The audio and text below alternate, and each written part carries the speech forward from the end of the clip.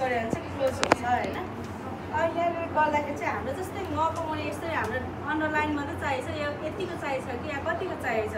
त्यसको लागि चाहिँ अल्टरसँग 0 1 5 0 गऱ्यो भने चाहिँ यसरी थोरै मात्रै आउँछ भने चाहिँ तपाईँलाई अल्टसँग 0 1 5 1 गऱ्यो भने चाहिँ यसरी अलिक लामो ड्यास आउँछ। कतिको डटमा राख्ने त्यो अनुसार हुन्छ। अब यतिको राख्ने हो कि यतिको पर राख्ने थोरै लामो हुन्छ। त्यसमा चाहिँ यहाँ बस्दाखेरि अल्टर प्लस 0 1 5 0 गऱ्यो भने चाहिँ कस्तो हुन्छ, थोरै मात्रै हाम्रो डट आउँछ भने त्योभन्दा अलिकति हामीले लामो डट चाहिएको छ भने चाहिँ अल्टर 0 1 51 गऱ्यो भने चाहिँ यो चाहिँ अलिकति लामो खालको हुन्छ।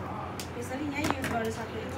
तपाईँलाई ड्यास युज गर्दा अल्ट 0 1 5 0 गरेर छोडिदिने। फेरि तपाईँलाई यसरी गर्दाखेरि यो मिस्टेक हुँदैछ भने तपाईँले यसरी छोड्नु भयो भने चाहिँ फेरि यहाँ माथि बसेर टाइम एन्ड न्यू रोमन आउँछ। फेरि यसो गऱ्यो भने चाहिँ नेपाली फन्ट आउनु छोडेर सबै के आउँछ त इङ्ग्लिस नै आउनु थाल्छ। त्यतिखेर के गर्छ, जहिले पनि हामीले यहाँ एकचोटि मिस्टेक गरिसकेपछि त्यो चाहिँ टाइम एन्ड न्यू रोमन देखाएको हुन्छ। त्यसमा चाहिँ फेरि हाम्रो फन्ट जुन हो त्यहाँ बसेर कान्तिपुर गरिदिने होइन। अनि फेरि चाहिँ हाम्रो त्यसरी नै हाम्रो नेपाली फन्ट नै सिरियली आउनु थाल्छ है।